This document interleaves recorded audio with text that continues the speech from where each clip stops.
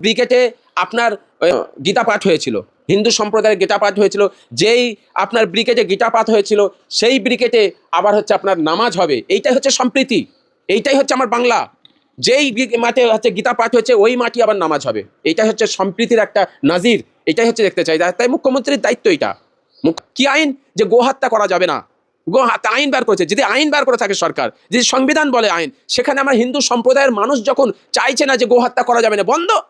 সমস্ত মুসলমান মেনে নিয়েছে, টিপু সুলতানের মসজিদের ইমাম মেনে নিয়েছে, ফুরফুরা দরবার থেকে মেনে নিয়েছে, সমস্ত বড় বড় মসজিদের মুহাদ্দিস যারা বড় আলেম আছে তারা মেনে নিয়েছে। তারা হচ্ছে মিডিয়ার সামনে পরিষ্কার বলছে কেউ গরু জবাই করবে না। তাই এখানে হুমায়ুন সাহেব বলছে গরু করতে হবে, তার মানে কি? মুসলিম দেখা একটা একতা করছে, মুসলিম হিন্দু একটা বিভেদ তৈরি করছে, একটা দাঙ্গা লাগানোর চক্রান্ত এটা, যে আমি গরু করব, আমি জবাই করবো। তার মানে কি? মানুষকে উস্কানো হচ্ছে। কেন উস্কাবে এটা? আরে মুসলমান গরু করবে না, এর হুমায়ুন সাহেবের বলা উচিত যে যেমন মুসলিমরা গরু করবে না, গো হত্যার জন্য যখন এরকম ব্যবস্থা হচ্ছে, তাহলে কোনোভাবে এক্সপোর্ট না হয় গরু, কোনোভাবে বাইরে ব্যবসা না হয়। এই গরুর হচ্ছে বিপ কোম্পানিগুলোকে বন্ধ করো, বিপ কোম্পানিগুলোকে বন্ধ করো। এবং যারা হচ্ছে আপনার গরু ব্যবসা, গরু বিজনেস করে গরিব, আপনার ওদের কি বলে, ওই আপনার যারা গরু ব্যবসা করছে, ঘোষরা, ঘোষেদের যে অবস্থা, ঘোষেরা তারা ব্যবসা করে, গরু হচ্ছে দুধ বিক্রি করে, মিষ্টির দোকানে দুধ নিয়ে যাচ্ছে ওই গরু। সেই আজকে মাননীয় মুখ্যমন্ত্রী পশ্চিমবাংলার অভিভাবক সমস্ত সম্প্রদায়ের মানুষের আজকে রেড রোডে নামাজ পড়ার জন্যে কিছু মানুষের সমস্যার জন্যে মুখ্যমন্ত্রী ভালো বুঝেছেন, তাই ওইটাকে রেড রোডে নিয়ে যাওয়া হয়েছে, ব্রিগেডে। তো ব্রিগেডে নামাজ হচ্ছে খুব ভালো, খুব খুশির কথা। আমরাও চাই, মুসলিম সম্প্রদায়ও চাই রাস্তার ওপরে নামাজ কোনো অন্য সম্প্রদায়ের ওপরে ডিস্টার্ব না হয়, তার জন্যে। কিন্তু পশ্চিমবাংলায় আরও যত সম্প্রদায় আছে, হিন্দু ভাইদের হয় পুজো হয়, রেড রোডের ওপরে আপনার ওই কানিভার হয়, রাস্তা বন্ধ করে রাস্তা আটকে হচ্ছে বিভিন্ন রকম বিভিন্ন ধর্মের ওকেশন হয়, খ্রিস্টান সম্প্রদায় হয়, শিখ সম্প্রদায়ের হয়, সকলের হয়।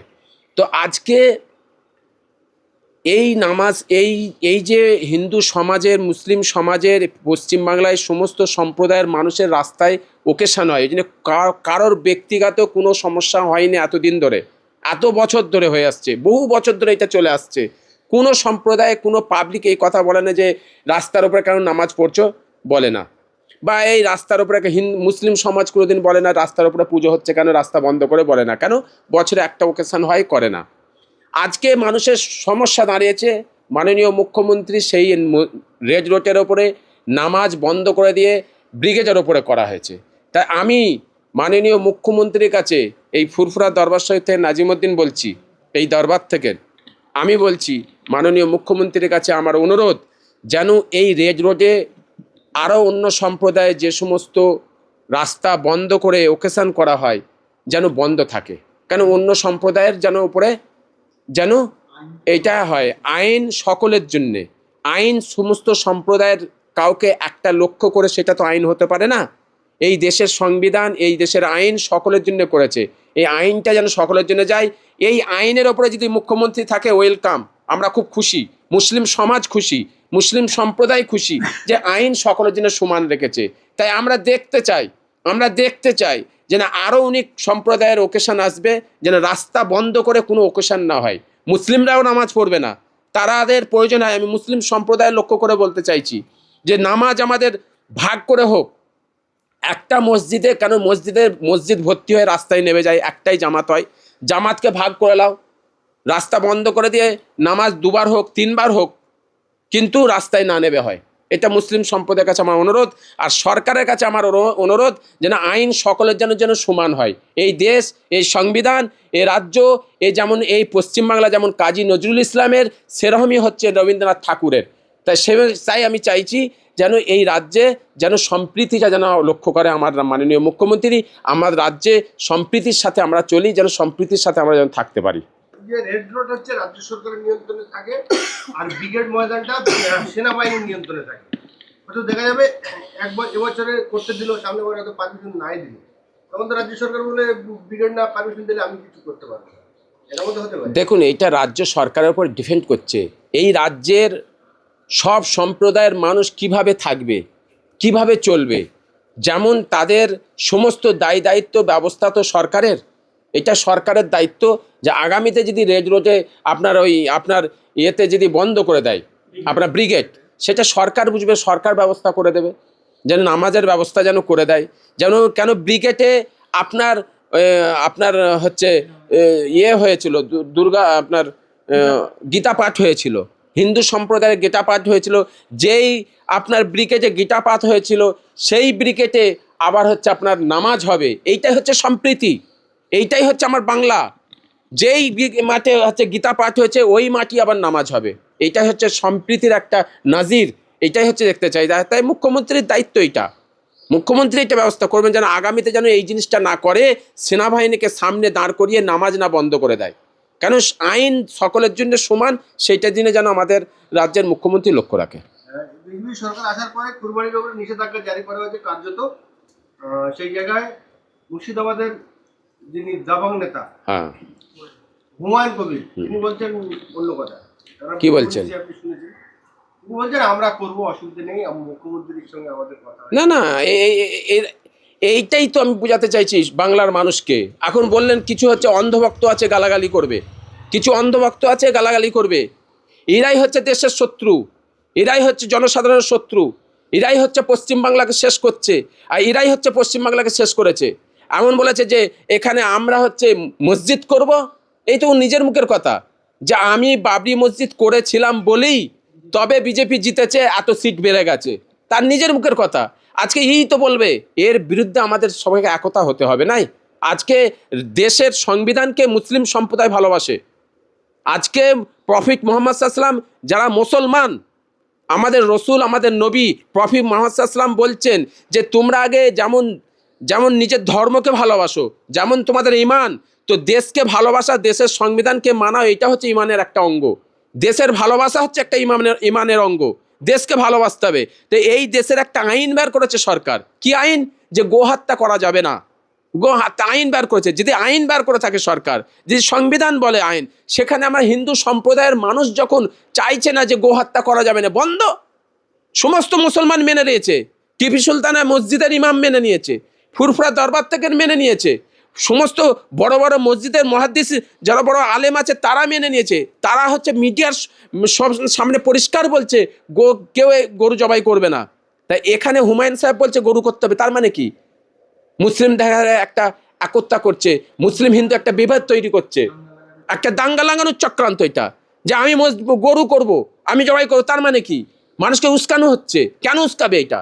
আরে মুসলমান গরু করবে না, এর হুমায়ুন সাহেবের বলা উচিত যে যেমন মুসলিমরা গরু করবে না, গো হত্যার জন্য যখন এরকম ব্যবস্থা হচ্ছে, তাহলে কোনোভাবে এক্সপোর্ট না হয়, গরু কোনোভাবে বাইরে ব্যবসা না হয়, এই গরুর হচ্ছে বিফ কোম্পানিগুলোকে বন্ধ করো, বিফ কোম্পানিগুলোকে বন্ধ করো।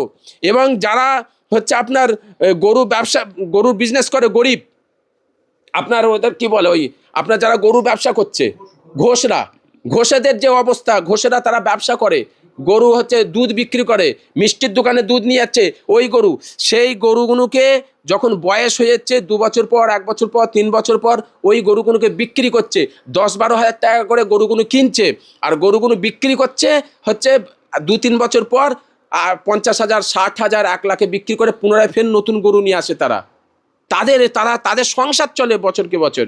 তাহলে হুমায়ুন সাহেবের বলা উচিত সরকার এদের ব্যবস্থা করুক, এদের কি বিকল্প কি জীবিকা হবে, এরা কি ব্যবসা করবে সেইগুলো বলুক, তার জন্য মাঠে নামুক, তার জন্য পথে নামুক, যে এই গরু ব্যবসায়ী গরিবগুলো যে গরু ব্যবসা করতে পারবে না, এদের জন্য সরকার কি ব্যবস্থা করছে সেইটা হুমায়ুন সাহেব দাঁড়িয়ে প্রতিবাদ করুক। সেইটা না করে কি করে হিন্দু মুসলিম দাঙ্গা করা যায়, তার জন্য উনি বলছেন যে হচ্ছে গরু আমরা জবাই করব, পশু হত্যা করব, গরু জবাই করব, এইটা মানে কি উস্কানিমূলক কথাবার্তা হচ্ছে। এর জন্য শাস্তি হওয়া দরকার, কঠিন এর ব্যবস্থা করার দরকার। এর জন্য প্রতিবাদ আমি জানাচ্ছি, ধিক্কার জানাচ্ছি আমি এই ধরনের কথাবার্তা বলা।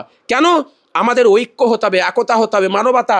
আমরা পশ্চিমবাংলায় কোনোভাবে আমরা সম্প্রীতিকে নষ্ট করতে চাই না।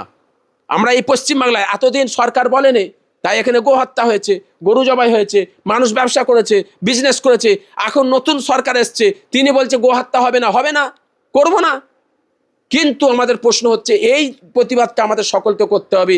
এই গরুগুলোকে যে মেরে দেওয়া হচ্ছে, এই গরুগুলো খেতে পাচ্ছে না, রাস্তায় মানুষের ওপর আঘাত হচ্ছে, রাস্তাঘাটে ঘুরে বেড়াচ্ছে, এদের ব্যবস্থা করা হোক। এই গরুগুলোকে যেন চুরি করে কোনো কোম্পানি না গিয়ে বিক্রি না করা হয়, এখান থেকে এদের চুরি করে বাইরে এক্সপোর্ট না করা হয়, এরগুলোর ব্যবস্থা করুন। এই ব্যবস্থা করা দরকার। উত্তরপ্রদেশে 10টিরও অধিক গোবংশ বিদেশে রপ্তানি করে, তার মধ্যে আল কবির নাম রয়েছে, সব মুসলিম নাম কিন্তু মালিক হিন্দু। তাহলে পশ্চিমবঙ্গ তথা ভারতবর্ষের মানুষ যদি গোবংশ না খেতে পারে, তাহলে এই গোমাংস এক্সপোর্ট করা বন্ধ করে। দেখুন, আমার কাছে এই মুহূর্তে লিস্ট আছে 10টা কোম্পানি, আর 10টা কোম্পানির মালিক হচ্ছে হিন্দু।